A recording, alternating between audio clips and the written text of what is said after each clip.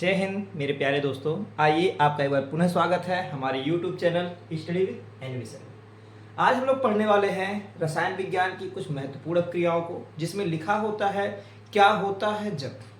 अर्थात अगर किसी रासायनिक अभिक्रिया में दो अभिकारक दे दिए जाए और उन दोनों अभिकारकों के मध्य अगर क्रिया होगी तो उत्पाद क्या बनेगा, ये पूछा जाता है। ठीक है, जैसे लिखा हुआ है आपका क्या होता है जब।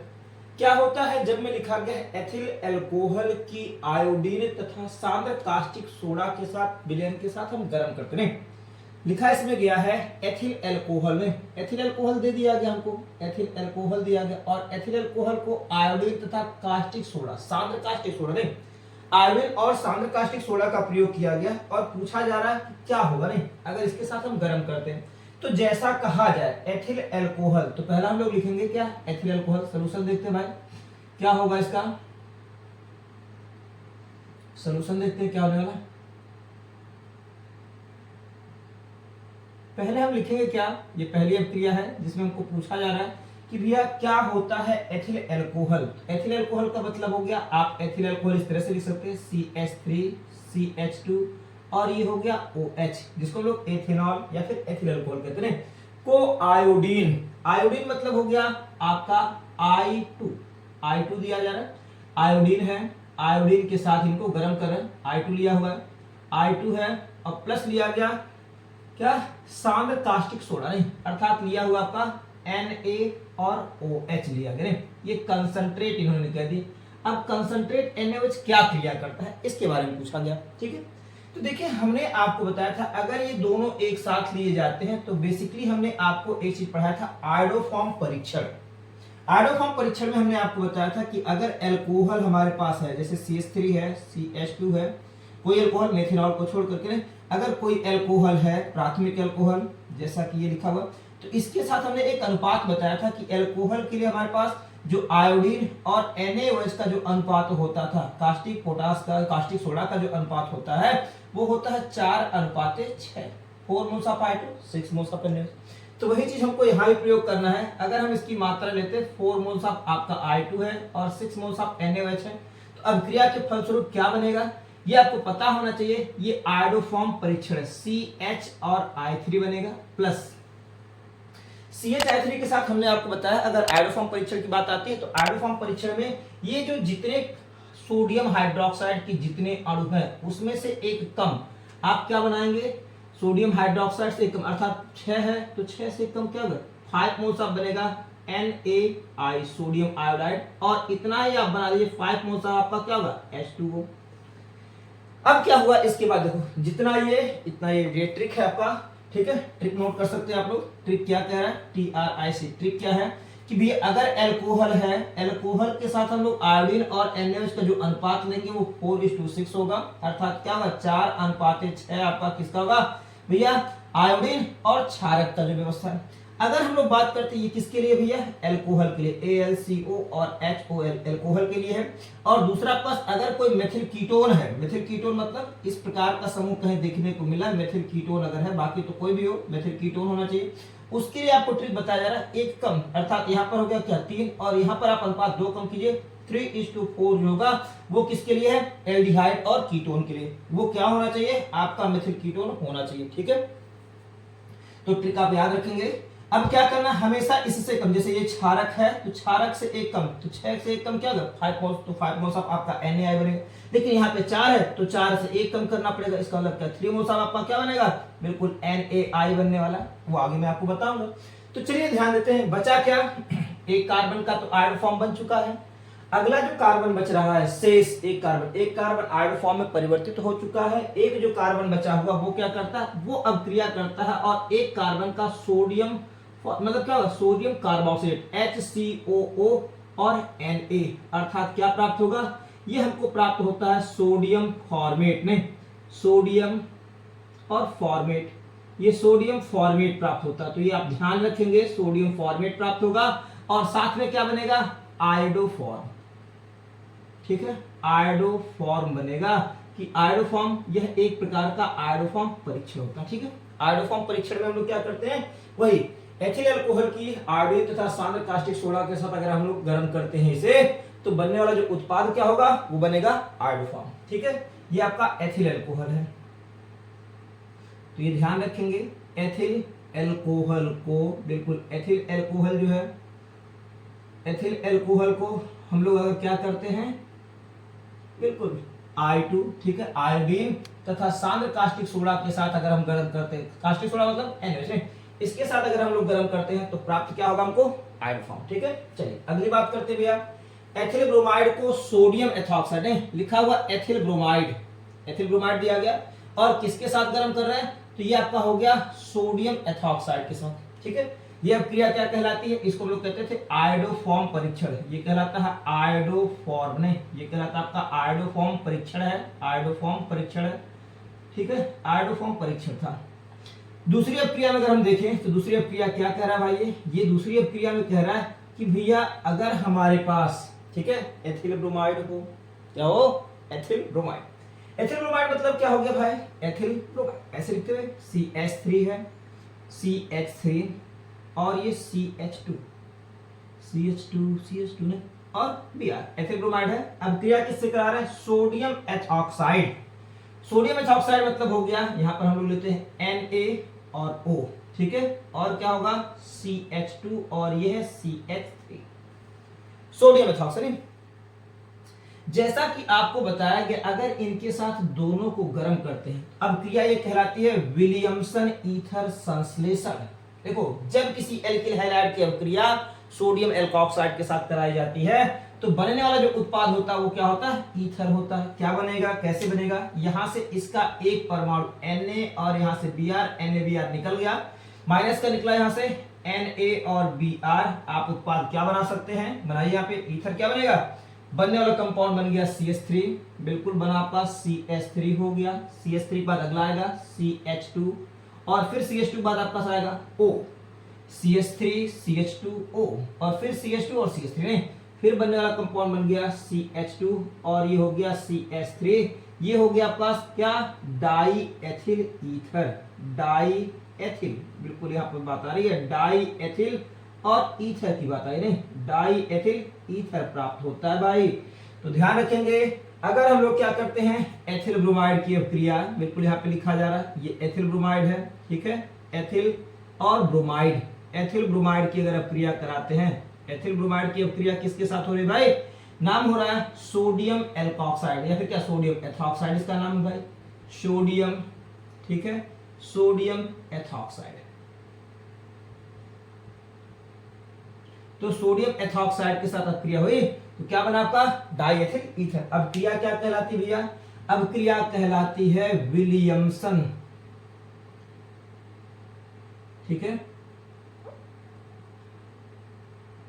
विलियमसन ईथर संश्लेषण।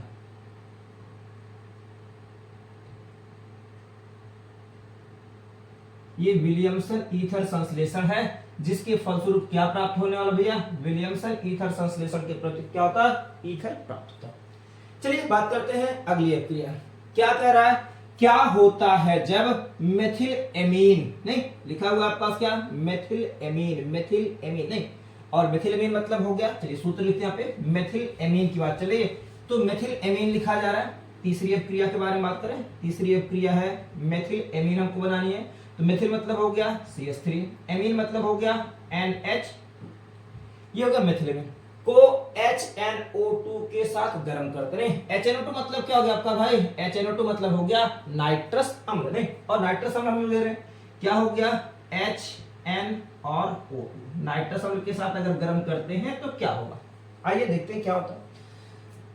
ये जो मेथिल एमीन है आप इस तरह से लिखेंगे, CH3 हो गया और यहाँ पे लिखा हुआ N और H2, हम नाइट्रस अम्ल को अगर इस प्रकार से लिखें, जैसे N है, डबल बॉन्ड O है और H है, ये नाइट्रस अम्ल की संरचना होगी, क्या होगा इसका H नहीं, बिल्कुल यहाँ पर ध्यान देंगे, ये H2 और O, H2O और यहां से क्या निकल गया, ये N2, अर्थात क्या निकला आपका, निकल गया N2 गैस, H2O निकल गया, नहीं तो आप निकाल सकते हैं, माइनस का निकल गया, यहां से माइनस का निकल गया, N2 गैस निकल गई और माइनस का निकल गया H2O, क्या बचा भाई, बचा CH3 और OH, CH3 OH। तो यह मेथेनॉल बनाने की एक विधि है भाई, जिसमें हम लोग क्या कर सकते हैं, मेथेनॉल का निर्माण कर सकते हैं। CH3OH तो बना आपका क्या, ये बन गया मेथेनॉल। तो भाई मेथेनॉल, मेथेनॉल नहीं, और ये क्या था, ये था आपका मेथिल एमीन थी भैया, मेथिल मेथिल मेथिल एमीन नहीं, मेथिल और एमीन, मेथिल एमीन की क्रिया किससे, इसको हम कहते थे नाइट्रस अम्ल। ठीक है, ये हो गया नाइट्रस अम्ल है, और नाइट्रस अम्ल के साथ जब क्रिया होगी तो बनने वाला उत्पाद मेथेनॉल होगा। ठीक है, चलिए ओके, आइए आगे देखते हैं क्या है भाई। चलो, लिखा है डाई एथिल ईथर। ठीक है, अगली बात अगर आती है तो लिखा गया है डाई एथिल ईथर, तो सबसे पहला काम वही करना आपको है, क्या लिखो, डाई एथिल ईथर।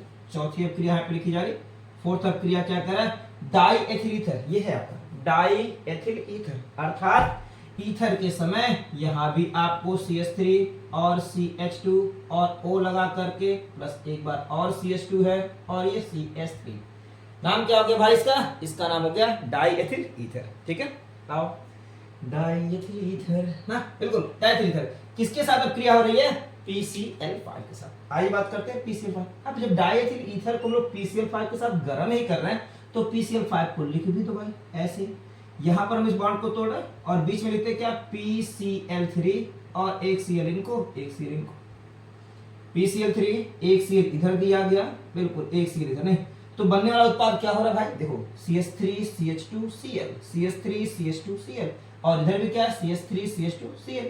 तो इस प्रकार से दो अणु बनेंगे किसके, CH3 और CH2, और फिर क्या होना चाहिए, Cl, और प्लस क्या होगा, प्लस जो बच गया भाई, क्या बच गया, ये बन गया POCl3 नहीं, फास्फोलिक्लोराइड, ये हो गया POCl3।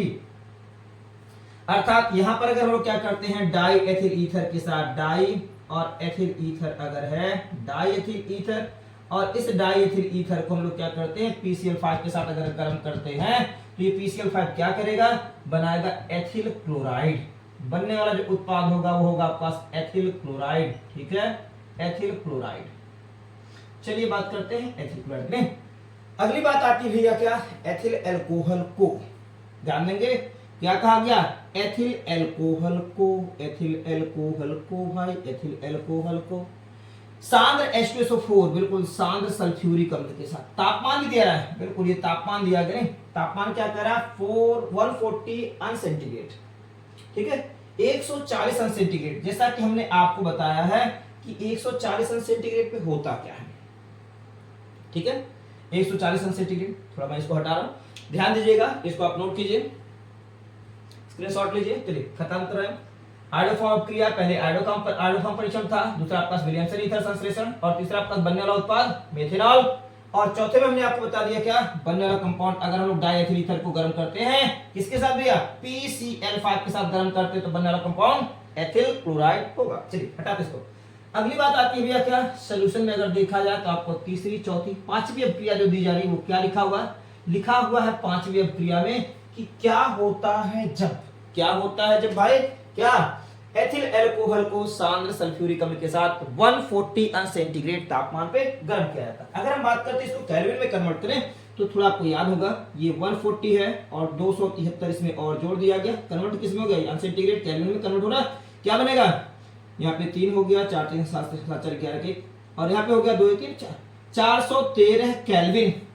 चलो देखो, हमने आप लोग को बताया था कि भैया अगर एथिल अल्कोहल है, चलिए देखते हैं यहाँ पे एथिल अल्कोहल की दो क्रिया की एनसीईआरटी बताती है कि भैया एथिल अल्कोहल इस प्रकार से नहीं, CH3 है, CH2 है और ये हो गया OH है। हम अगर लेते हैं सांद्र सल्फ्यूरिक अम्ल, सांद्र सल्फ्यूरिक मतलब क्या, कंसंट्रेट है और H2SO4 है, तापमान लेते हैं क्या, 413 413 केल्विन तापमान, जैसा कि यहाँ पे हमारे पास आ रहा है। तो एक अभिक्रिया हमने आपको बताया था कि अगर हमारे पास तापमान ज्यादा हो, 443 केल्विन तापमान, 443 केल्विन तापमान अगर है तब क्या होगा भाई, तो हमने देखो, हमने कहा था भाई कि अगर भाई कहीं आप जा रहे हो और तापमान ज्यादा है, तापमान ज्यादा, तो किसी का आप वेट नहीं करते, नहीं कि नहीं यार वेट करो यार अभी आएगा तो जाएंगे साथ में, बल्कि क्या होता है, चलो मैं चल रहा हूं आप आइएगा, इसी प्रकार से यहाँ पर भी तापमान ज्यादा होने पर क्या होता है, ये एल्कोहल का अणु किसी दूसरे एल्कोहल के अणु का इंतजार नहीं करता, स्वयं जल निकाल देता, अर्थात इसका खुद का OH, यहाँ से H, यहाँ से OH और यहाँ से H निकाल देगा। बनने वाला जो उत्पाद होता है वो होता है आपका क्या, बिल्कुल बनता है एल्कीन, CH2 डबल बॉन्ड आपका CH2 है और ये लगा H2O, निर्जलीकरण हो गया। बनने वाला उत्पाद क्या बना, एथेन प्राप्त होती है। तो आप ध्यान रखेंगे बच्चों, क्या बना ये हो गया एथीन। व्हेन टेम्परेचर इज भैया क्या, भैया 443 केल्विन तापमान, 443 केल्विन तापमान। लेकिन अगर बात आती है किसकी भैया, हमने एक तापमान और आपको बताया था, बात आती है वही कंसंट्रेट H2SO4, कंसंट्रेट और H2SO4 अगर हम लेते हैं H2SO4 और तापमान दे देते हैं कितना भैया, 413 केल्विन तापमान। जैसा कि मैंने आपको यहाँ बताया, ये 140 अंश सेंटीग्रेड बराबर किसके हो सकता है, वो हो सकता है आपका 413 केल्विन तापमान के बराबर दिया गया। अब जब 413 केल्विन तापमान के बराबर दिया गया तो बिल्कुल डेफिनेटली आपको याद होना चाहिए क्या हो सकता है, वो देखो। हो सकता है भाई, क्या हो सकता है, बिल्कुल अब ये इंतजार करता है, CH3 देखो,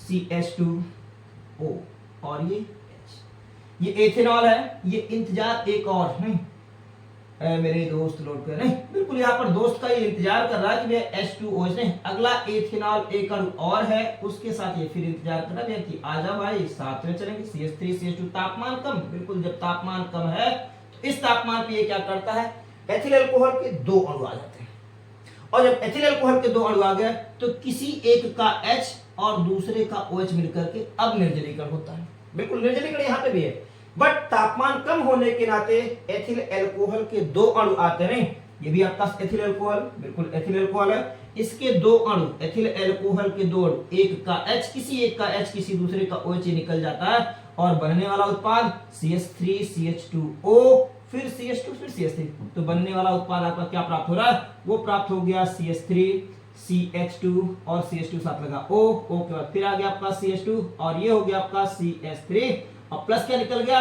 प्लस निकल गया H2O। तो क्या बना भाई, ये बनने वाला उत्पाद हो गया, वो हो गया डाई एथिल ईथर। बिल्कुल बच्चों ध्यान दीजिएगा, डाई एथिल ईथर, ये है डाई एथिल ईथर, किसके द्वारा बनाया गया, एल्कोहल के द्वारा। तापमान कितना होना चाहिए, तापमान केवल और केवल 413 केल्विन तापमान होना चाहिए, ठीक है। तो इस प्रकार से हमने आपको बताया कि भैया एल्कोहल जो होता है किस तरह से एथेन में बदलता है, तापमान क्या होना चाहिए, और यही एल्कोहल जो होता है किस प्रकार से आपका बनता है, किसमें, डायथीन ईथर में बदलता है, इसके लिए तापमान क्या होना चाहिए थोड़ा सा आप याद रखेंगे, ठीक है। इस प्रकार से हमारे 5 क्वेश्चन जो थे, क्या होता है जब परिवर्तन करना था, इन परिवर्तनों को हम लोग यहाँ पे पढ़ चुके हैं। नेक्स्ट अगले वीडियो में हम पुनः मुलाकात करते हैं कुछ नए सवाल के साथ, तब तक के लिए धन्यवाद।